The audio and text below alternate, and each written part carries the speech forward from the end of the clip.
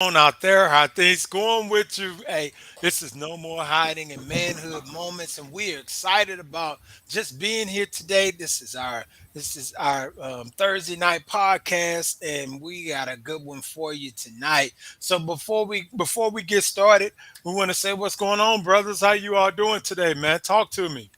Doing good, doing good. I've been ripping and running, seems like all month long, but I am happy to be sitting next to you, brothers, and ready to get the show going.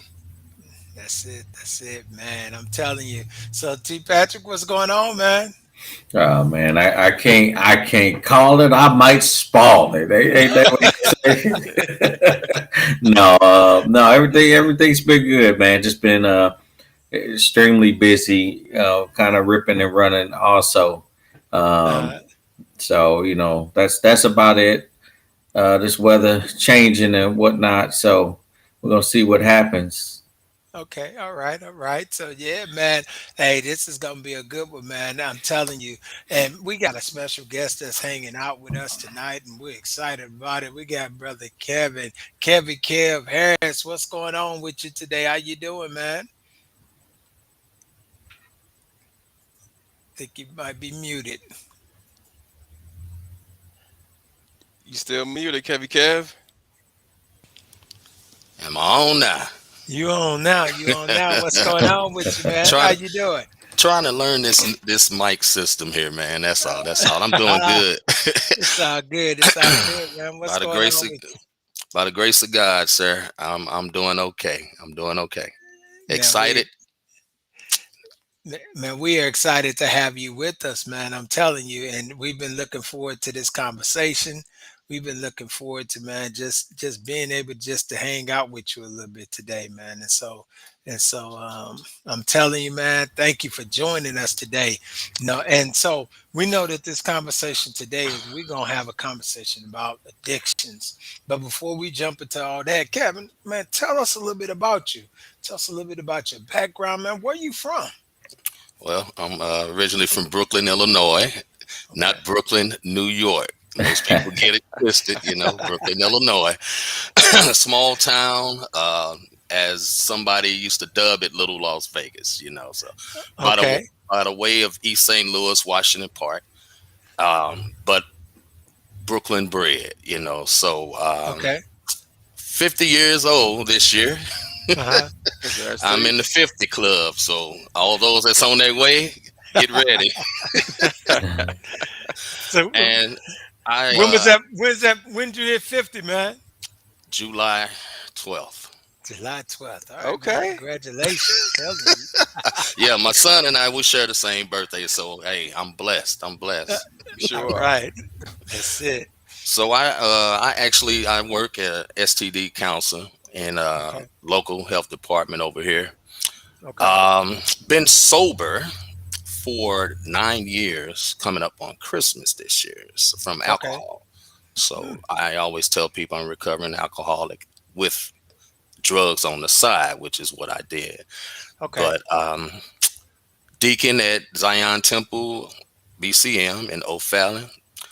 Thank God for my pastor, Maricia Drake Dixon. I give honor to her because without her to help me continue this journey, man, I don't know where I would be. I'm telling you. So far as finding my wife, Mm-hmm.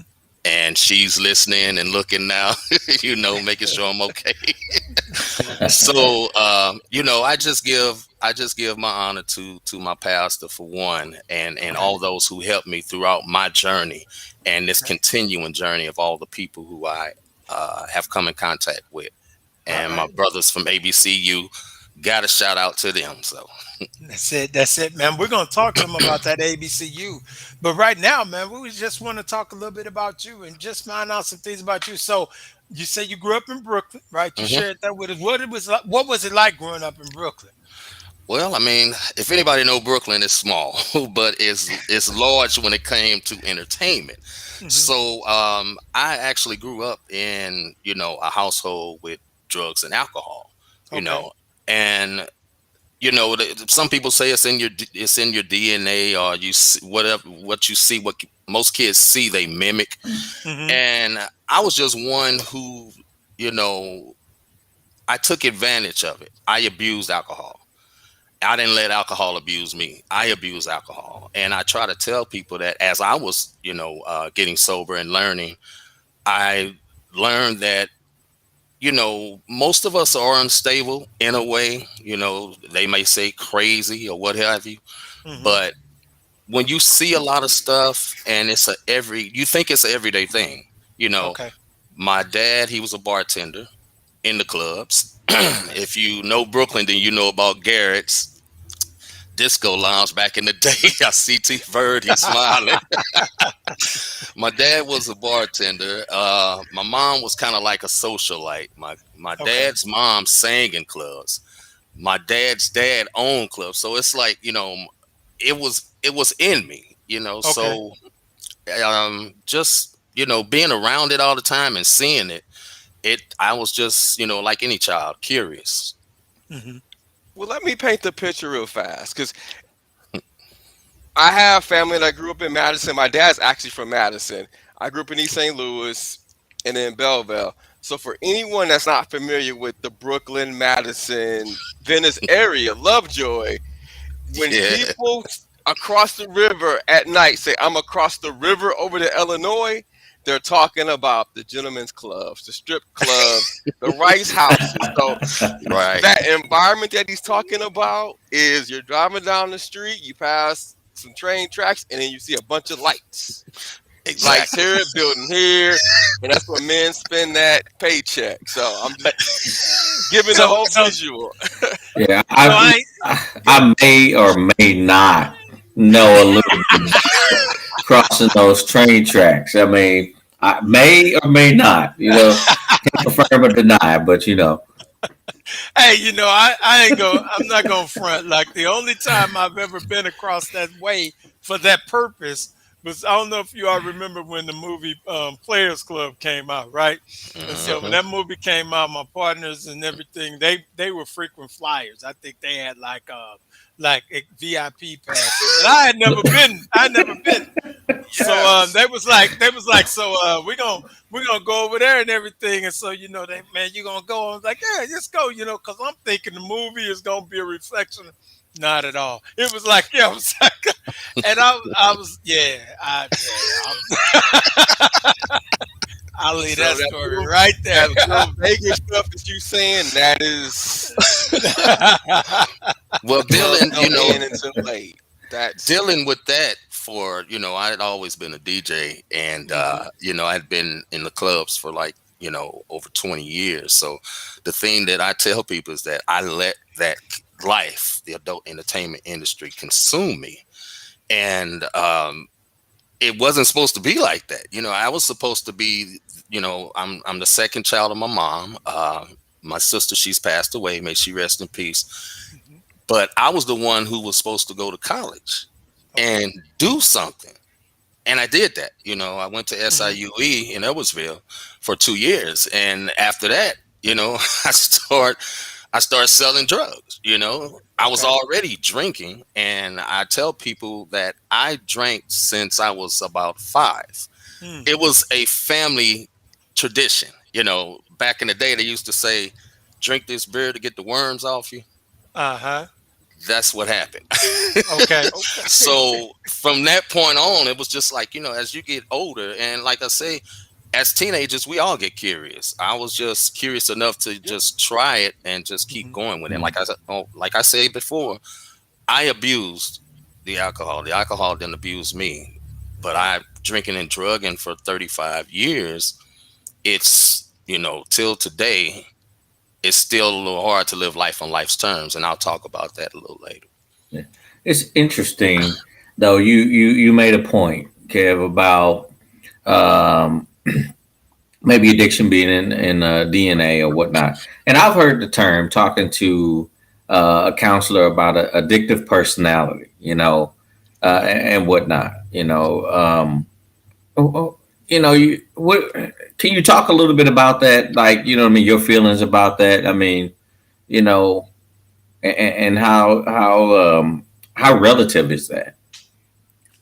You're talking about the different personality thing? Well, the addictive personality. So, like, you know what I mean. If you got got it in your family. I heard that. You know what I mean? Because I went through a little gambling spat or whatnot. Mhm. And when I was talking to the counselor, she referenced that, and I was like, well, I mean, I guess, but I'm like, I don't. I That's mean, that's a good point. That's a good point. We actually talked about that. My pastor actually talked about that in the Bible study last night, and she mentioned DNA, and it's like, you may have one side of the family that may be straight gamblers. It may Mm. not be the immediate family. It may not be your Uncle Junior now. It might Hmm. be your great great Uncle Junior now. yeah. Addiction doesn't just go from son to father, son, grandson like that. It will skip generations. It Mm. will. So people don't realize that. They're like, well, my mom or my daddy wasn't alcoholic. I'm like, okay, so tell me something else, Exactly. because a lady that I confided in probably about some years ago, who was actually my supervisor, she had never drank, she'd never smoked. Hmm. She went through it. Like we were talking last week, she went through it. She saw it. So she chose not to do it. And that's Hmm. the thing that people have to realize is that even though your dad and your mama and your uncle and them did it, you don't have to do it unless you want to. I wanted to do it. Hmm. And then I got addicted to it. So the first thing that I try to help people with is that God gives you one thing. He gives you that free will, a choice. Mm. So Hmm. you have a choice to do it. My choice was, yeah, I'm going to do this because I thought that it was part of I thought it was part of growing up, number one. And I thought that's how a man's supposed to be. He's supposed to have a good job and he's supposed to, come home, get a beer, put his feet up and stick his belly out and, tell the wife to get him something to eat, you know. But I saw my grandfather do that, you know. I saw him do that. And he made Hmm. sure nothing was cut off. And he drank Miller's beer every day, So once Hmm. again, it is you get you see it, you're around it, but it's Uh-huh. still your choice to do it. That's interesting you say that because I was that person that saw it and was around it and made that decision that I wasn't going to do it, right? That I wasn't going to engage in that behavior because for me, I didn't just see the drinking, but I saw the violence that came with it, right? Right. I saw the abuse, I saw all that came along with it, and quite honestly, I contribute that to that type of behavior because men who were probably really quiet Hmm. when they got that liquid courage in them, all of a sudden, no, they got not only the courage, but they also got that anger and everything that they was feeling maybe from the world was Hmm. now being taken out. So let me ask you this: when you were when you saw this growing up in your community or whatever, did it come with violence? Did you see the negative impact of alcoholism or drug abuse or whatever the case is? Yes, I did. I saw the negative part. I saw the positive part. I Mhm. mean, when I was growing up, I saw there was two sides to every story. As I was growing up and I got sober, there's three sides to every Mhm. story. There's your side, there's my side, and then there's the Mhm. truth. Now, which one is the truth? We don't know. But Mhm. I engaged, like you said, I engaged in a lot of the violent stuff and a lot of the negativity myself Okay. because I had an anger problem. And I'm still, till the day I can say that with God's grace, I'm still working on that. Yeah. I have to be careful of what I say to people and how I say it to people. So, my sponsor was teaching me that. My pastor is really teaching me how to talk to people because I'm on a whole nother platform. Mhm. So I mean, I went to jail, a couple of times. My Mhm. mom, may she rest in peace, that last time she told me, she said, look, this is my last time getting you out of jail. Mhm. The last time. I'm done. I'm done. Because, like I said, once again, I was the son who was supposed to bring the family on up. Mhm. But I was the main one getting in trouble every weekend because of alcohol. I Yeah. got a question with that. So you said Hmm. that you were supposed to go off to college and be this man. But did they Mhm. show you how to do it, or they were showing you the drugs and alcohol on this side, but they were saying do this, but they're not even modeling that behavior for you? So was it easier for you to resort back to what you saw, or that just wasn't for you, like the religion? It was. I didn't have a role model. I didn't. My Mm, mom was my role model. She was mom and dad. She. mhm, Back then. Your parents told you, oh, you ain't got no daddy. I'm your daddy. My mom. I mhm. grew up with a stepdad. He taught Okay. me. He taught me good values, manly values. But Okay. also, he was secretly on crack. And I didn't know that Mm, then. I was mhm, probably maybe 10, 11, somewhere around there. And, my mom, she drank a little bit. She smoked cigarettes and everything. She just mhm. made sure that her kids got a good education. She Okay. told us, you're going to get a diploma. And right after you graduate, you got 1 year to get your life together or you got to go. So it was either school or a job, you know. So, Okay. yeah. So we got people that's joining in. We want to thank we got quite a few that's on here. Ryan Smith, we got brother Deans, Chester Deans, we got our brother Widowmaker. Man, thank you for being with us today, and we're appreciative. One of the questions that was asked was, is it an anger issue or a communication issue? Then when we talk about anger, and those the brothers know at the table that we're real transparent, and one of the Marvel characters that I relate to the most is the Hulk, right? And I think that many of us as African American men, we deal with that anger, right? We express it different ways. Some of us are more destructive than others. Some of us are self-destruction. But the question was asked: is that an anger issue or is it a communication issue when we are dealing with our challenges? What you think? See, I wonder if it can be a little bit of both. I mean, Okay. I know that when I drank in college, you know, if I drank white liquor, it was going to be an interesting night, right? It was going to be some fisticuffs. I promise you that. And I joked about that all the time because I noticed all the time I would get in trouble or the police would be called. It would be some vodka or some gin or something that would.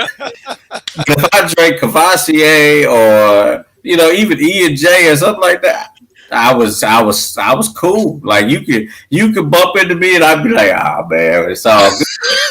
You know what Mhm, I mean? But I say all that to say, maybe some of it is expressive. I know that mhm, when I had my spat with gambling, part of it was kind of that you're on this pedestal and I mhm. got tired of it, so I'm looking for an outlet. And so again, I made a choice. I'm gonna go out here and just go to the casino because it's something I don't do. And Mhm. I won, right? I was like, oh, well, I guess it's going to be like this all the time. No, it's not. Right. Exactly. So, you know what I mean? It started with that, but part of it was not knowing how to express how I was feeling. So, it turned into anger, frustration to, Uh-huh. all right, I've got this outlet that's destructive. So for me, that's kind of I guess the spectrum that I was on. Okay. Right. No. So, we'll get back to this conversation. So you were kind of conditioned and brought into this, and it was around you, the environment. When did things start to spin out of control for you? You remember? Whoo, boy.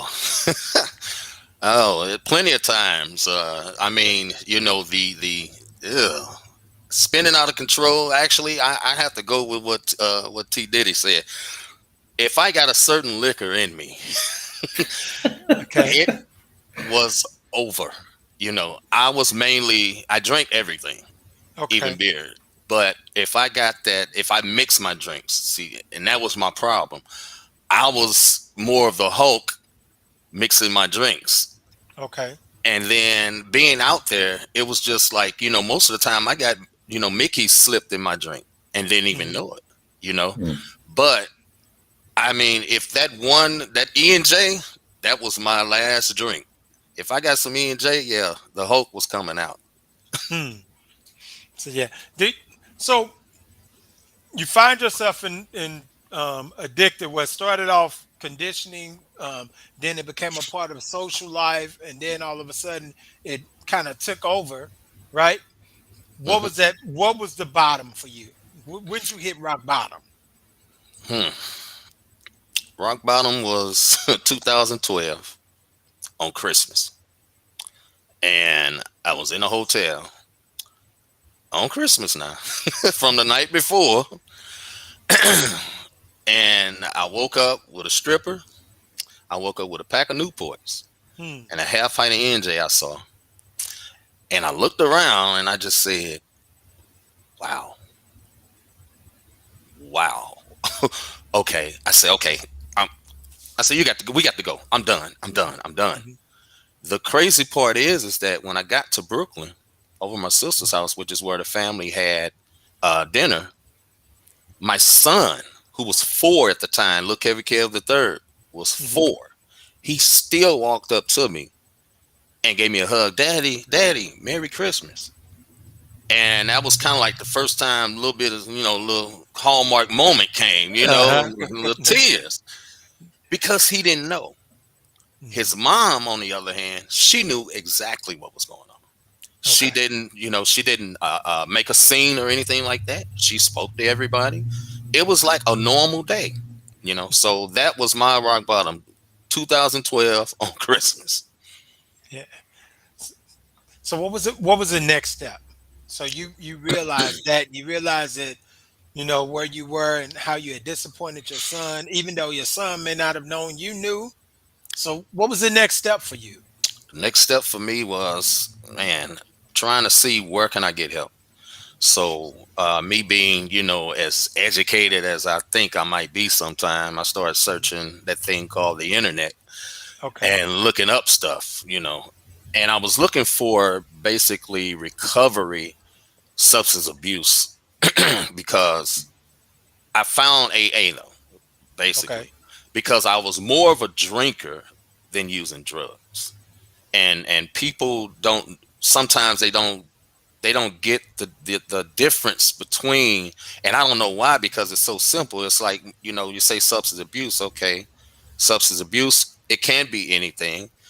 But me, for myself, I was an alcoholic. So I told her, my son's mom, she worked at a local hospital. Okay. I sat her down. I said, "Look, I need some help and I need you to help me. Will you help me, please?" And she said yes. And I got to the hospital and I got into treatment. I did, it was hard for about 30 days maybe. And in Mhm. recovery, you'll hear people say 90 meetings in 90 days or 90 this and that. It was hard, to sit there and not have a drink and not have a smoke Mhm. for that long that I was in there.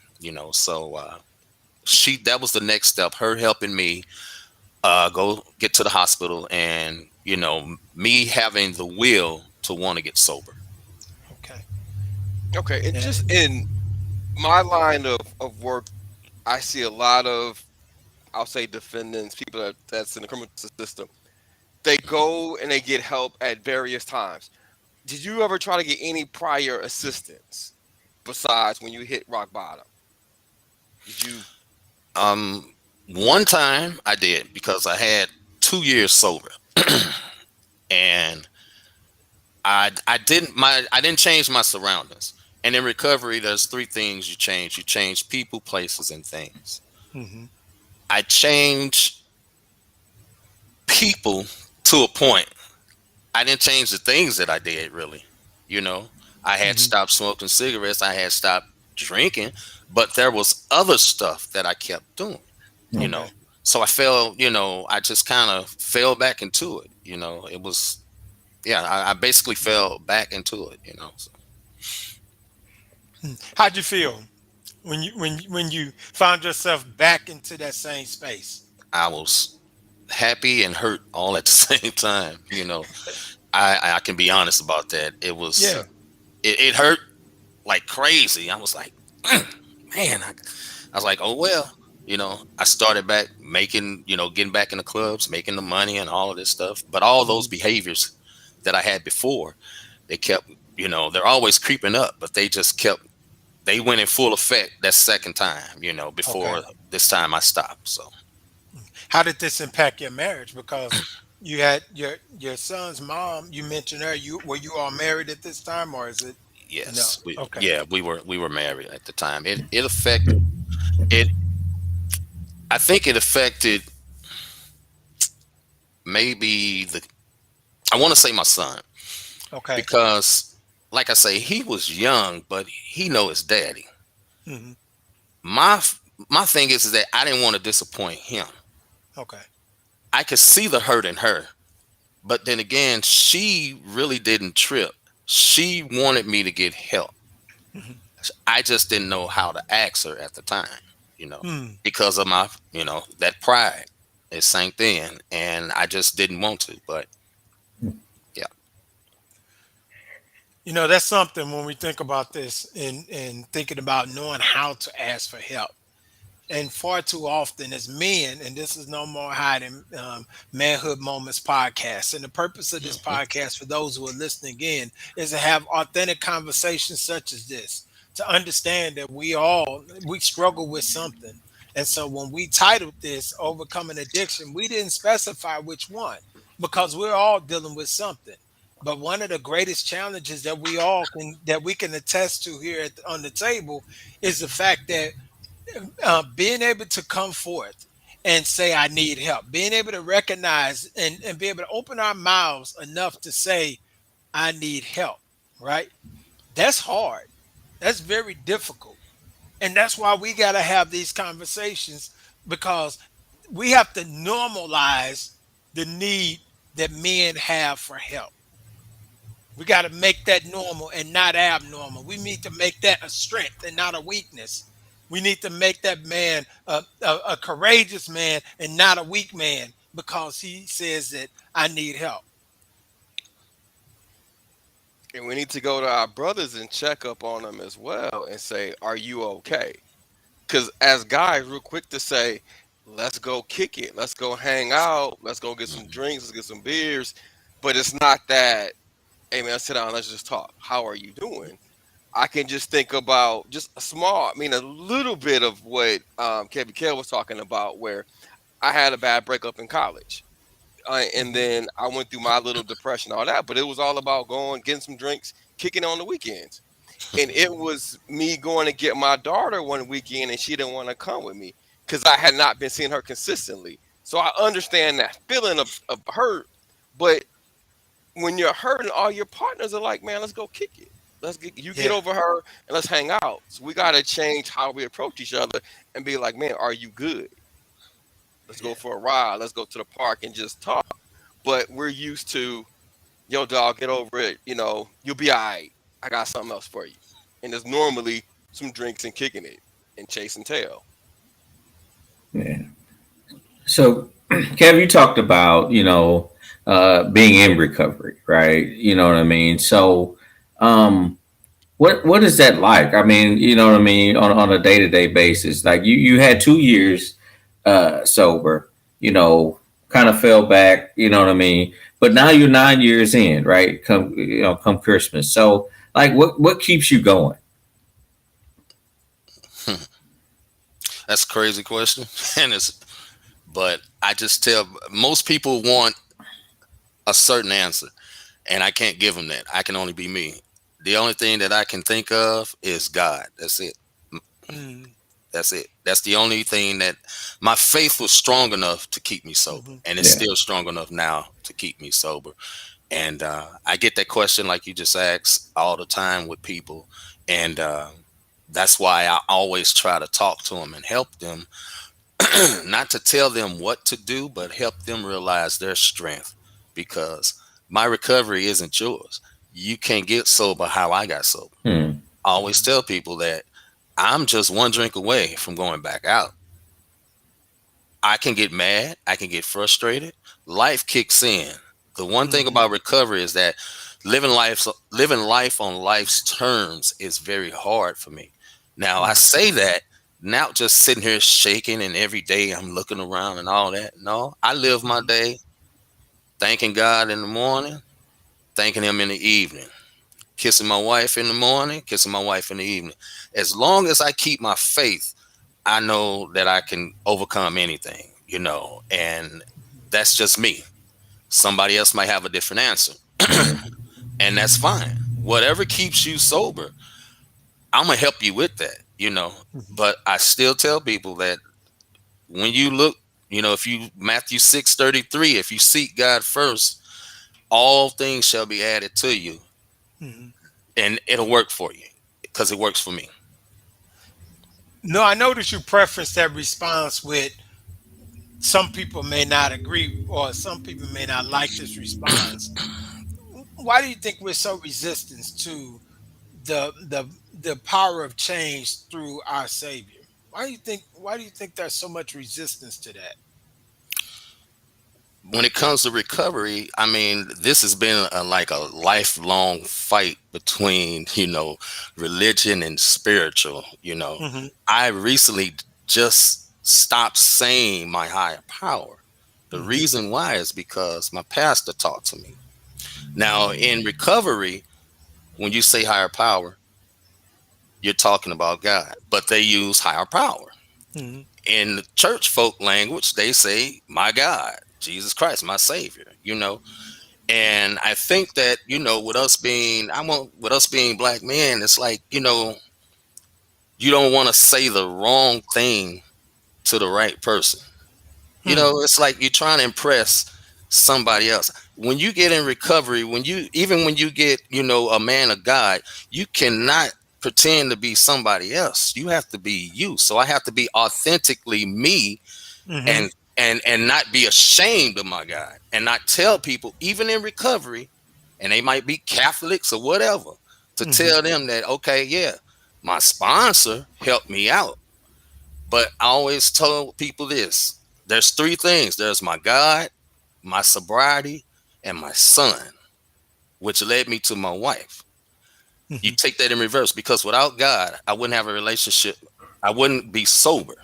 Hmm. And if I wasn't sober, I wouldn't have a relationship with my son. If I didn't have a relationship with my son, I could not have a relationship with my wife now. Hmm. No, we have a question it says, do men really seek accountability? Are they really seeking accountability? That's the question on the table. I'll go first. Okay. I No, we don't. No, Okay. we don't. It for me, I'm just now taking accountability, and I've been sober 9 years, coming up 9 years. I think I took accountability maybe 5 of those 9 years, Okay. because our pride gets in the way, and Hmm. that's the first thing. That pride. You don't. Once again, like I said, you want to try to impress, junior men. Now, you don't want them to know what's going on Hmm. behind here. You don't, because you look weak. They're like, man, I don't. Just like T Bird said, let's Hmm. just go have some drinks, man. Go on about that. Instead of really just sitting down and talking with the brother. Hmm. I Brothers, just what's think your it thoughts? I think it just comes with maturity because I think it's easy to make excuses, but at a certain point, you gotta look at that mirror and know that you need to understand your role in it. Even when people Hmm. are arguing, you still have a role in that through your action or inactivity. But Hmm. if you're trying to grow and better yourself, you hold yourself more accountable as long as you do it on a daily basis. But it's easy to make an excuse. But you Hmm. still have to look at yourself and understand what was my role. And it takes some time. And you gotta sit in your own crap. You gotta really look at yourself and say, I messed up. I was wrong. And sometimes our pride keeps us from saying I'm sorry or I was wrong. But when we're by ourselves, we know it was on us. Yeah, I'm plus one to what the fella said about um, it. I think it really does come with with maturity. I mean, you grow and are conditioned to think one way most of your life, which is emotions are weak. and all of that, right? That Mhm. we got to be tough, we got to be strong, we got to suck it up. We can't show that, and then but it's still there. You still got those feelings. They still gotta go somewhere. And so I think it is a part of just being mature before you can recognize, okay, yeah, I mean, maybe I did mess up right there. Maybe no, not maybe I did mess up. You know what I mean? Mhm. How do I? It starts with that. Yeah, well, maybe I might kind of be wrong, but Exactly. till you get to the point that you know what? No, no, I'm wrong. And I noticed like I've started even communicating with people differently. After going through, getting in touch with emotions and normalizing that. So Mhm. I think that's a part of it. It's been conditioned. We've been conditioned to shy away from it. That's true. When we're thinking about the idea of accountability and how, you know, that accountability is outside of us, right?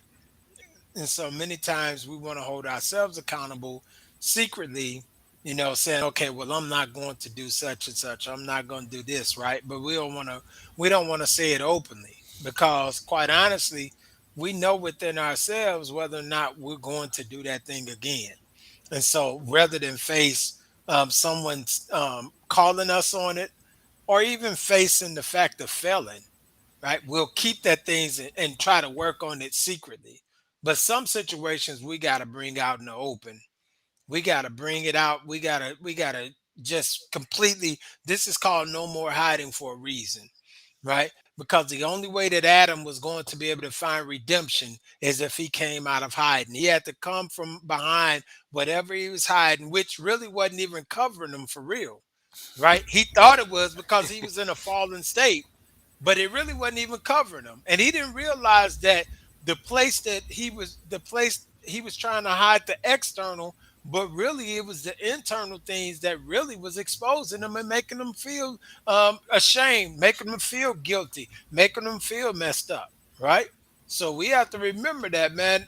Brother Ryan said today's approach to recovery is much tougher than in past because the resources have become less. Insurance companies dictate how long a service can be administered, especially for those uninsured and underinsured.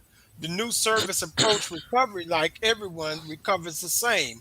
When someone asks for help and there are no beds for treatment, or they have to wait until Monday for someone to answer the phone. And I know several individuals who couldn't find spaces for treatment and then didn't make it over the weekend. They didn't make it to Monday. They didn't make it to the next night, right? Because there was no space available to get some assistance.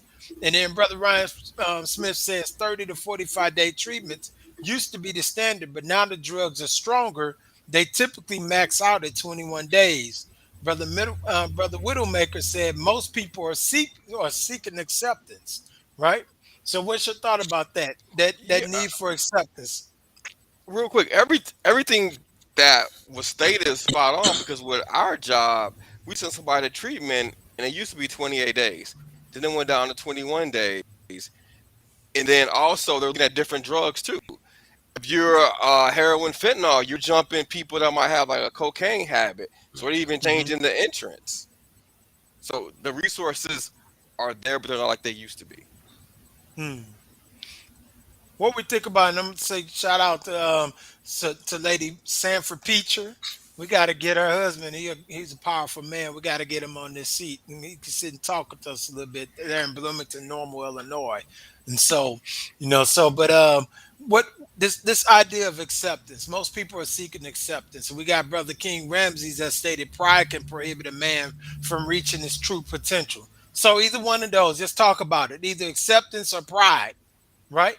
What does it look like? What are we talking about when we're talking about seeking that acceptance as men? I see that point. I think we all will seek some type of uh, people to be. I don't know, man. I look at stuff like as I've grown.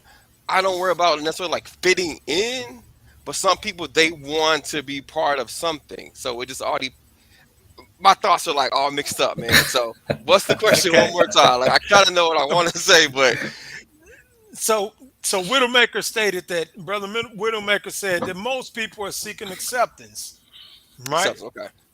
So when we're talking about acceptance, what do you think from a male centered point of view and that idea of acceptance? Because all right, so let's take the situation, and all of us have dealt with something that was of an addictive nature, right? And we found ourselves messed up and losing things and all that other good stuff, right? What does that acceptance look like?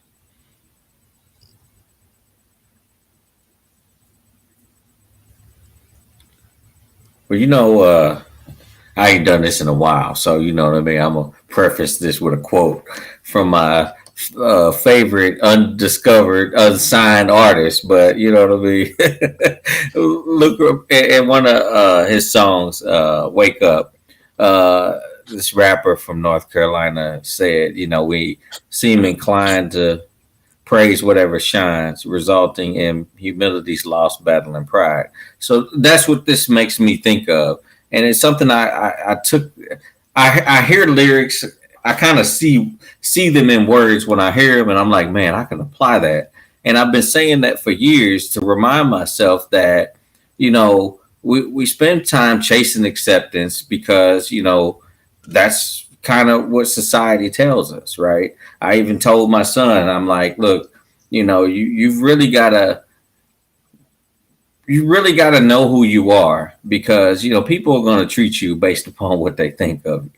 And I think that fear of rejection, when I started getting into an emotional space, I started having these feelings I didn't know what to do with, and I realized how much I was seeking acceptance, even though I'm saying I'm not. And I think I was just conditioned to do that, which led to a lot of unresolved emotions. But like I say, I'm not going to ask for help because, hey, that's just not what I do. Ain't nothing wrong with me, Hmm. until I realized, well, wait a minute, I don't like where I'm at right now. So I need to figure out how to manage it and regulate these emotions. And like I say, it's, chasing that image will keep you from getting to, you know, um, admitting that you need some help, or that you need to connect with the guys and have a real conversation. Yeah, that acceptance part, um, I can relate to that because um, I've always, and I'm kind of like T Date. I wasn't, I didn't want to be. I mean, I didn't want to be accepted nowhere, but I wanted to. I wanted to hang out around Hmm. that. You know, if they're over there, then I'm over here, and Hmm. somebody like, hey, what's up, man? You know them? Yeah, they're my people over there. You know, I don't even know them folks. I just, I know of them.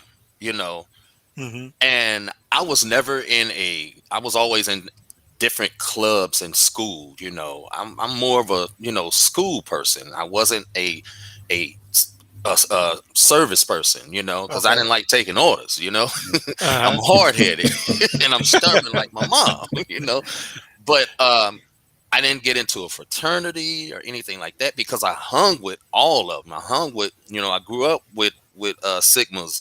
You know, I got Sigmas in my family. I got Alphas, cousins as Alphas, and then you got Mhm. the sororities, all of that. I would have did. I think then I would have been wanted to be accepted just to get around girls, and and that was the man thing at the time, especially in college. But as I got older, I finally realized now, my sponsor had to teach me about Mhm. acceptance, and Mhm. he kind of just said it real slick. He used to always quote stuff like, Confucius say, Mhm. and it wouldn't make sense until later on when you messed up and like, yeah, that's what it is. Yeah. But he would Mhm. always say, he would always say a part of. And I used to be like, what is this man talking about? A part of. We just want to be a part of. I found something that I can be a part of and be myself. That's the Mhm. difference. Because when you're a part of something that you can't be yourself, There go that mask again. Mhm. I'm gonna read another quote, and then I want to bring up a question that was brought to us. But Brother Widowmaker said, "I want to be in a crowd." And he's referring to acceptance. I want to be in a crowd, good or bad. I could drink a fifth in one day. I take good care of my wife and kids, right? So all those things when we that we align ourselves with, right? To to create this acceptance. And the idea he talked about good or bad, right? Because some of the things we align ourselves with are not good. They're counterproductive to our success. They cause us to lose. They cause us to end up empty, right? And the older we get, and the more we realize how much life was wasted and how many chances and opportunities we forfeited, that creates more issues, more problems, more guilt, more shame. Then we continue to cycle on and on and on again. So Stephanie stated, how can you know who you are seeking outside of acceptance? Hmm. How can you know who you are seeking outside of acceptance? I'm Is not she sure. talking? Go. Is she talking about seeking yourself? Mhm. Because that's Give, that's the first thing that came to my mind. yeah, give us a little bit more clarity. We'll bring that clarity up on the screen. Brother Ramsey talked about one of the hardest things for a man to do is to tell the truth about himself. Once you can do that, you can see the truth in the things around you. And very true, Brother Ramsey. I'm telling you. No, Yeah, it's all so about holding ourselves accountable because I can hold you all accountable and get mad at y'all and make excuses for myself, So, but it's all about us having accountability for this show. We mm, have accountability for each other. And if I'm late one time, I can't say it was saying you was late 6 months ago. No, we're all accountable, and it's on me. So that's it's just kind of how people do. They'll hold you accountable for whatever it is, but for themselves they'll make excuses. Or my intentions were this, but it's all if you want to be better, it's all about holding yourself accountable. mm. So we got Stephanie. She stated that knowing who you are seeking outside of acceptance. Mm, that's kind of stumped me a little bit. I'll be honest. I'm not quite sure. And I want to respond, but not quite sure if I got it. But What's being asked? I'm gonna take a stab at it, you All right. know, and I may be off base, but I think I guess the clarity is really knowing how do you know who you are if you're seeking outside acceptance is kind of how I read that, Okay. and I think it's if that is I'll speak from that point, and I think it's just I don't know if you do really because I think you have to know who you are uh, and be comfortable with who you are Okay. uh, to understand that I think we seek outside acceptance kind of to if we haven't necessarily accepted or discovered who we are. Hmm. I think that's what I take from that. Like, I mean, I think it's very difficult for you to be able to know who you are because you're chasing the approval of other people that honestly you probably never gonna get. They're gonna move that goalpost every single time. I And think to sometimes add it's a mirage, something, ain't it? Go ahead, T. yeah, I think to add something what you said, T. Patrick, is that you may not know about the group until you get there and you just don't feel a part of it, or Yeah, that's not your set, that's not where you want to be. Hmm. So I think that's part of it because we've all been yeah. Or somewhere where you're you like, nah, this just it don't feel right. I shouldn't right, be. or you realize, oh, I thought they was cool. They just regular. Yeah, well, Boosie say that. You regular. I've been pressed about y'all just regular. Hey, so I want to shift this conversation because out of our storms and out of our dark places, the Lord is able to birth things, right? And so we're gonna talk a little bit about ABCU. I want to hear about it because I'm hearing some good things about what's going on there in St. Louis, in that East St. Louis metropolitan area, with a group of brothers that have developed concept and an organization called ABCU, which stands for About Us, By Us, Connecting Us. Talk to us, man. Tell us something about this organization. Well, ABCU, it started with a conversation. That's the whole thing. No, it actually started with a conversation, but I have to thank, and we have to thank Miss Keely Finney, who is a social worker with Rejuvenating Comprehensive Services, for allowing us to have this platform to so we can basically what you guys are doing now, just talking.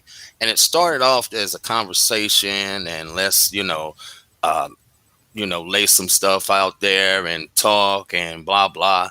And then it became a little bit personal, and we all got to Mhm, know each other. The thing that we realize is that we all come from different sets, but the mhm. same had the same goal in mind, is to Okay. just help the next brother, in any aspect that we can, Mhm. so that's where it started, from a conversation. What was that first meeting like? Right? So you were sitting in this room with a group of strangers, brothers, you just know that you all black men, right? But you don't really know each other. You kind of sizing up, I think we had some of the brothers that was on there, you sizing them up, looking across the room, you know. What was that like? We started, of course, we started on Zoom, and Okay. it was, I mean, it was like, it was a lot of mute buttons, let me say that. And it was a lot of people who were, a few people who were on their phones, and Hmm. you see the chat, the Zoom caller says thank you, blah blah blah, and you're like, who is that, who is that? But I mean, we really didn't, it wasn't like that. We just kind of just, as everybody talked about what they did and how they, I paid attention to how people said things, and listened to what they did for a living. Everybody Talked about Okay. what they did. Most of us how can they, just, I paid attention to how people said we can, and listen to. Oh, what is that? Okay, sorry about that. Hmm. Okay, so anyway, we just basically just talk about what we can do to help the next brother, just like we did with Perry Johnson. He's one of the guys, a Sigma brother, Of course. and it was the school Loyola Academy on Hmm. Washington. He's I think the dean, the superintendent, or the dean of students, something like that. Anyway, we just had a field day up there, and it was simple. And Hmm. one thing that Ryan always said is that he's not tripping over the numbers. It's the impact, you know. Hmm. The impact means a lot. And all of us feel the same way. So we were at this school, and we just held up signs that said their first day of school. And this is a school with um, little black boys who are in the sixth, seventh, and eighth grade. It was their first day, and we just held up signs, and invited one or two people to just say, "Congratulations, King. Hey, welcome back," and all of this. Hmm. And that small thing made a big impact. Hmm. How did it change you? How did that moment change you by being out there in that space? I thought about my son. Okay. I Every kid that came by, I just saw my son. I was like, wow, this is like, whoo, okay, we doing something. People were passing by and stopping, like, hey, what is all these, black people doing right here? But it was beautiful. You had to be there. It was just beautiful. That's it, man. When we thinking about this, King Ramsey says men being real with themselves, sharing life experiences, and willing to work for the community to be better examples of what black men should be. ABCU. I'm telling you, man. And that's kind of how things happen, right? When we thinking about manhood and we thinking about transition and changing and things like that, man, that's really what it's about. It really is about service and giving back to the community, giving back to the spaces where we can have the greatest impact, right? No, man, I'm excited about it. So, talk to me a little bit. How do the men find ABCU? Or say it's a wife or a girlfriend or whoever is on here, and they're looking to connect with ABCU. How does that happen? Well, I can give them my number. I can give them my email. Ryan Smith, I'm sure he's on here, and he'll probably put his in the chat somewhere. But just reach out to me, Kevin Harris, 1971 at yahoo.com. Please specify that you are interested in ABCU. Um, Yeah, I don't won't be give. going on in no DMs and trying to send no little extras. You heard Hey, him say that you heard he say he was married and his wife from over on that side of the water. right. She upstairs now, baby. She she she saved, but she still not. So don't. All right. Don't push But me. but I put that out there because we are working on everything so far as website and everything. We're dealing with a guy that's got the logo for us and all of that stuff. So we're just beginning making a big impact. That's the part that I like. And I take no credit, being on here. Let me say that first of all, uh, I'm not, the guy from the Temptations. I Everybody could, catch this. I, I couldn't. ABC, you ain't nothing without me. Right, Kevin Kev and ABC. I could not do this without my brothers because they, when it was brought to the attention for us to come on here as ABCU, I was nominated because I am starting, in the works of starting my own podcast. So, Just talk just about that. Just talk about what's the concept behind your podcast. And well, so it's we real quick, we want people to know. See, this is what we do with No More Hiding Manhood Moments. We are grassroots, and we try to be the space where individuals can come in and they can share. Because in this space, there is no jealousy, there's no fear. We want brothers to be able to share because it's about connecting with the brother next door. We got a lot of folks that's out there that's doing some things in Hollywood and all that other stuff. But hmm I want a brother that we can touch. We want somebody that we can relate to on a right, day-to-day basis. So talk to us right. about your podcast, man. Okay, before I talk about that, I gotta once again give homage to my pastor and Mhm. let those guys know that's listening and those who are looking and listening is that without none of this would not be possible without the men of valor, the men's ministry that I have at my church, that I help out with guys who are struggling, even in church. Mhm. And we do a lot of community events and everything like that, Okay. leading to the podcast. And just, it's called the mental vision. Okay. And it's Okay. going to stand out. I know this. I'm going to win. Trust me, because it is topics based on mental health Okay. from real people experience like myself. I don't Mhm. need nobody who's wrote 3 or 4 books that don't even know the books or probably don't know the year that they wrote it.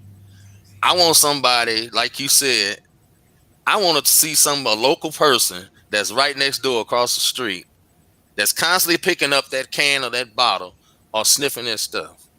And I want him to come on there and tell me he got one day sober. Just one Mhm. day. Because in recovery, we're supposed to take it one day at a time. You know, that part is like stuck in my head. The serenity prayer, the same thing.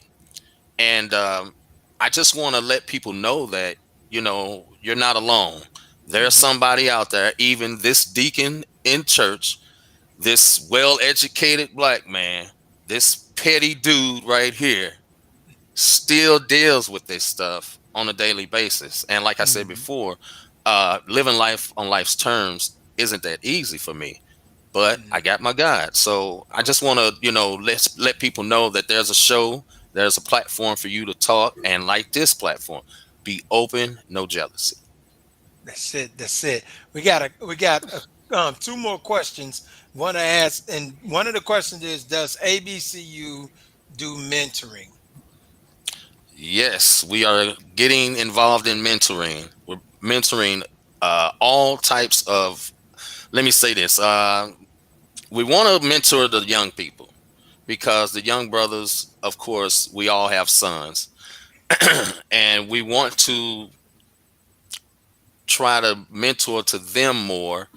Hmm. Also, men who don't know of our age and and older.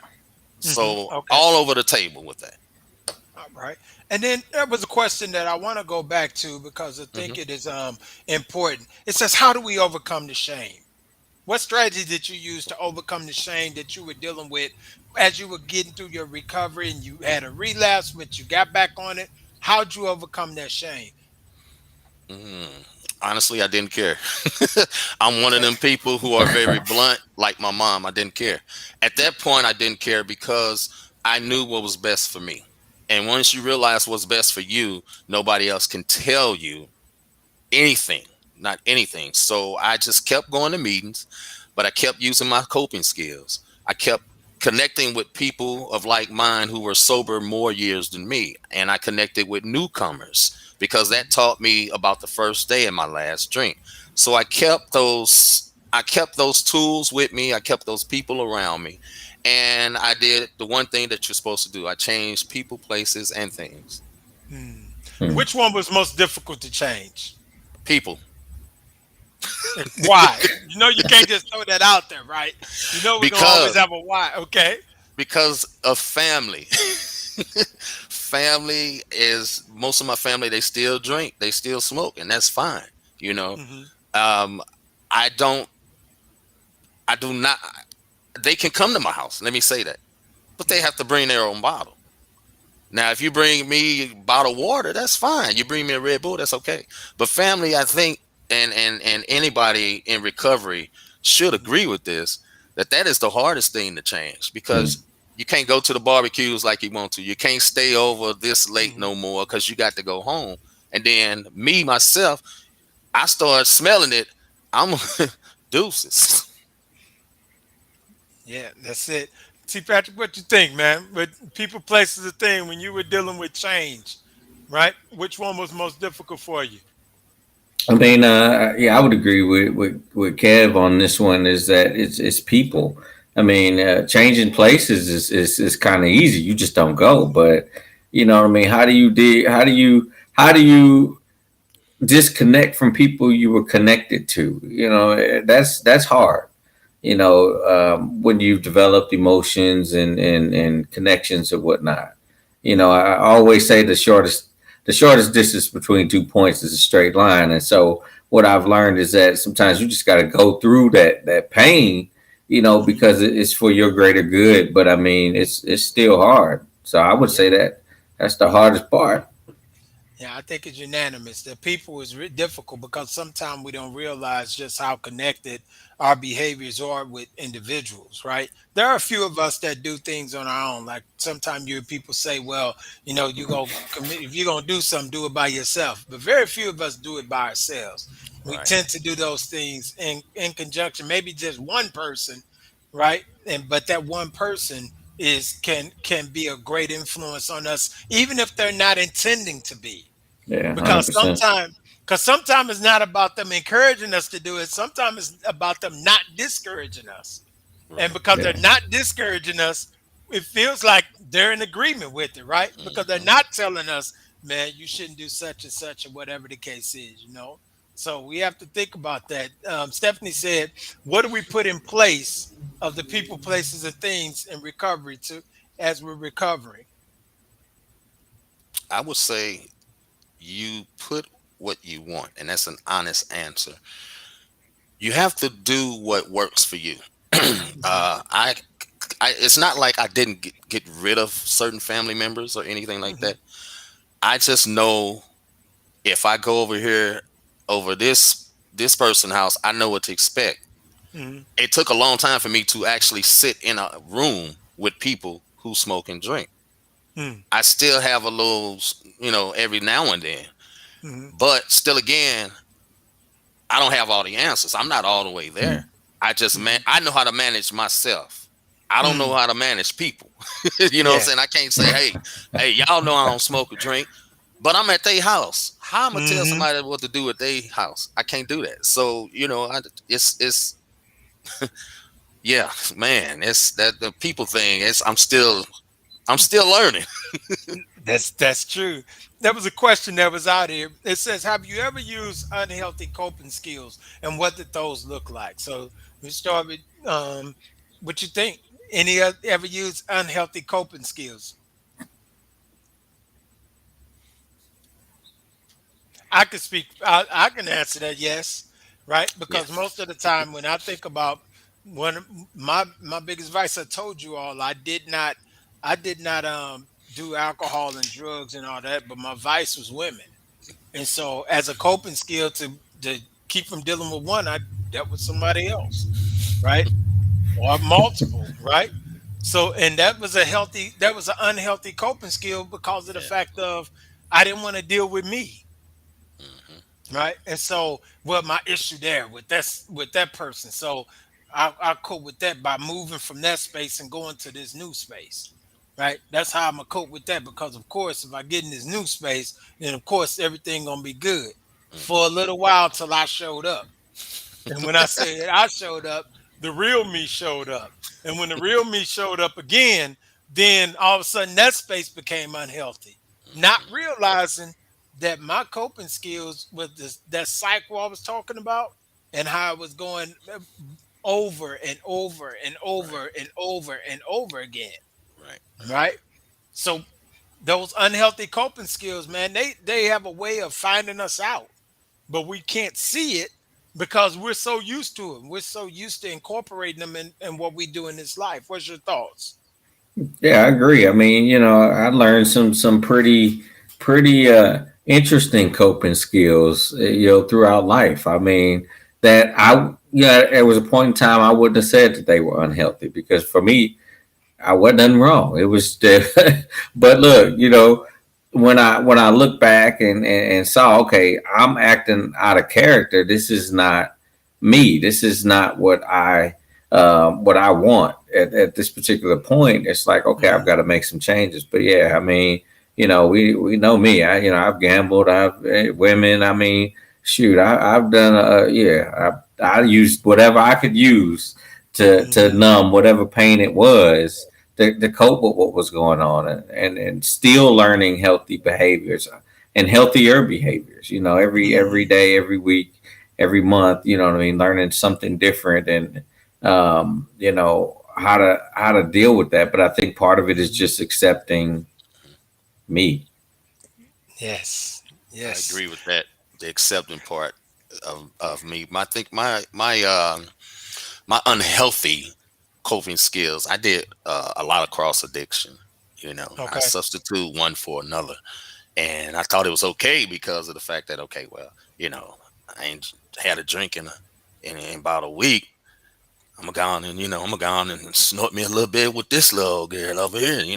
I, Mhm. I didn't think nothing was wrong with it because I wasn't drinking. But then I had to when I got in Gateway Foundation, which is a treatment program over here Mhm. in Swansea. I saw a video that said cross addiction, and I looked at it. I'm like, whoa, wait a minute. I didn't smart as I am, I didn't even know nothing about it. And I was like, that's what they call that? I thought I Mhm. was doing good. So yeah, that was my unhealthy, that my cross addiction, man. That's it. That's it. Brother Ron Smith said people, places, and things are not always able to be addressed. What is consistent is tweaking your mindset.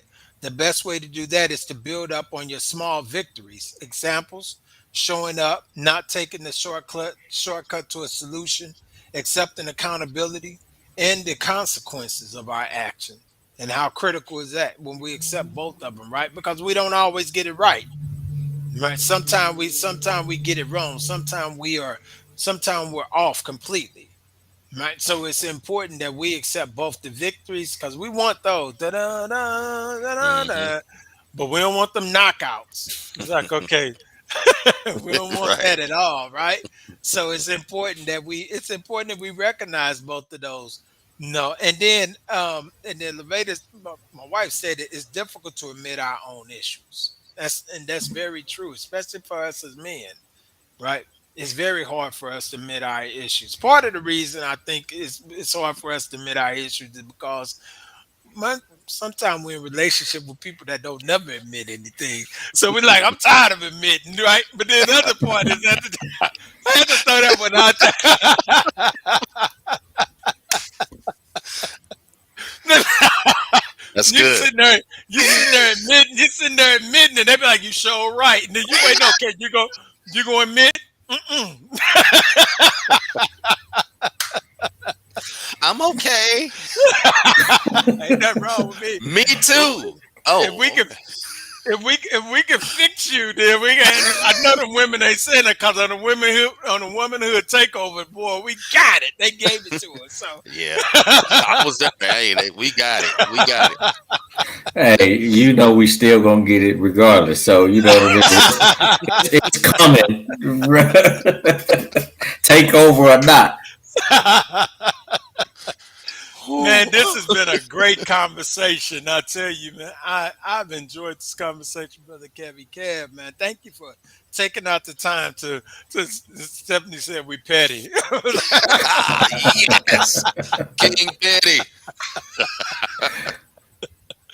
so this has been a great conversation, man. This is one. This is one actually for the books, and when we call one of our Hall of Fame recordings, man, and podcasts because it was just real. And I want to read something that brother Ryan Smith wrote, and he said ABCU is based in providing a safe platform for men to express themselves in a fashion that creates realistic solutions. We believe there is an immense power in presence and effort. And the reason why I had to read that is because it's like it's I believe in this season that God wants men to be healthy. I believe he wants men to be whole. And so I had to read that because that aligns with manhood moments and no more hidings ministry, right? It's that safe space. When you think about it, what God was trying to do for Adam is he wanted to put him back in a safe space. Now Adam had forfeited the eternal life. He had forfeited the peace of the garden and things like that. But just because he forfeited those things didn't mean that he couldn't come back in relationship with the creator that loves him, right? But the problem is we've experienced so many unsafe spaces, sometimes by our own fault, right? We put ourselves in unsafe spaces, unsafe circumstances and situations, and we get these wounds that begin to leave scars, scars on our heart, scars in our mind, even scars on our soul, because David said, creating me a clean heart and renewing me a right spirit. And so when a man's heart is messed up, that's the seat of his affection. But when a man's spirit is messed up, that's the totality of who that man is. And when he's messed up to his spirit, then God got to do a whole new creation, right? It's different from a heart situation. A spirit situation is actually that man has lost who he is. And so when we put ourselves in these unsafe situations, I believe that God places us in safe spaces where we can be authentic, where we could come out and be real about who we are. But coming out being real means that we got to be around some real men, right? Exactly. That means that you can't Absolutely. be afraid of this hard conversation. You can't be afraid because you're not gonna get the pat on the back and and things Right. like that. Sometimes you're gonna get the in your face conversation. You're gonna get that conversation. They're gonna say, man, you need to get it right. You need to do things correct. Right. I went through a situation just recently and I met with the older brother who is kind of like he's a big brother slash almost like father figure in some ways. And the conversation we had, it wasn't about, well, we need to look at other people. That conversation from the get-go was about, well, how are you looking at yourself? Hmm. And that ain't easy to do, but we need No. those real spaces that create authentic conversations that create real change in our lives. And I think that's what No More Hiding ministry is doing. I also think that's what ABCU is doing, and there are other ministries that's out there right now that's doing the future with Mr. Chester Deans. We got quite a few organizations that are here to support men, but at the same time holding them accountable. So brothers, we're close to the end, man. As we always do, we do a final thought. And so I'm going to pass it to Brother Kevy Kev. Give us that final thought, man. What's your thoughts? And tell us what you think, man. Give us a final thought on today. Final thought for the day. Huh? My Jerry Springer starts kicking in right there. Final thought for the day. Just know that addiction is addiction. It's not black, it's not white, it's not green or purple, it's not racist at all. But for us, it's just a little bit different because we're black. Just a little bit. And my sponsor always told me that, I don't care who you are. Come over here, don't shake my hand and give me a hug. That's all some brothers just need. They just need a hug. They need somebody real, like you said, to talk to. And thank God for platforms like this, to a safe space for brothers to come and just lay it all out. If you don't lay it out, then we can't help because we can't read minds. So we have to be bold and tell somebody that's probably that you think that's gone through the same thing or may have been the same thing.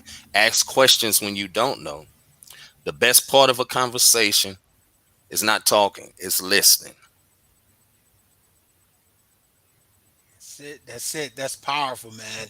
I'm telling you, the best part of a conversation is not always talking, but we gotta listen. T. Patrick, talk to me, man. Give us that final thought. Hey, hey, Kev, I want to thank you for coming on. I mean, it's being so transparent, sharing with us your story and about ABCU and all of that good stuff, man. It really, really enjoyed the conversation. Me, I'm all about emotional intelligence, right? I mean, if there's one thing that I take away from that is it's the importance of that from this conversation, and if y'all don't believe us, listen to Jay-Z. He say you can't heal what you don't reveal. So even Jay said it. But I mean, it is important, to have those accountability partners, to look at yourself, which is hard to do. Have people around you that is willing to hold you to a higher standard, and being humble enough to accept that and realize that we're human. We're not supposed to be perfect, but we can always make better choices, different decisions, and I look at it like every day you get up is another day you get a chance to make a different choice. You don't like something, do something different. Do try just think outside the box. Let me just do this.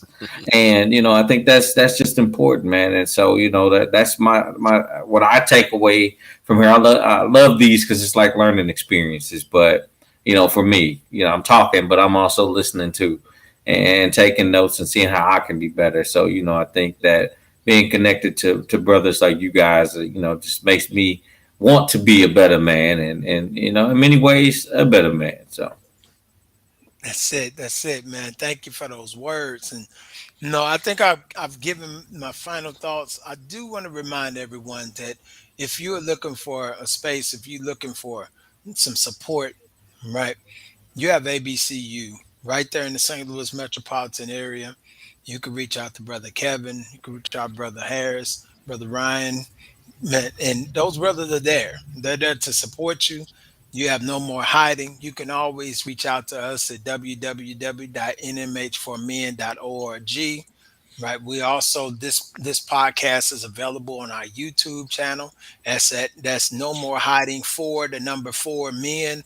No more hiding the number four men. It's available immediately as soon as this podcast is over with. We're here every first and third Thursday at 7 o'clock, and we bring in guests. Sometimes we don't. Right. But we try to have real relevant conversation about things that matter when it comes to men. Right. So we'll be back with you in a couple weeks, and we're looking for another great time. We're asking you to subscribe to our YouTube channel, subscribe to our Facebook page. We also have a private Facebook page that's just for men. Right? There are no women on there, so the conversations can be kept just between the men. Right? So we invite you to join in at that Facebook page. Right? So without further ado, Father, we thank you for this day. We thank and praise you for everything that you're doing. We thank you, Lord, for ABC and you and the ministry that's been birthed out of those places that we've been as men.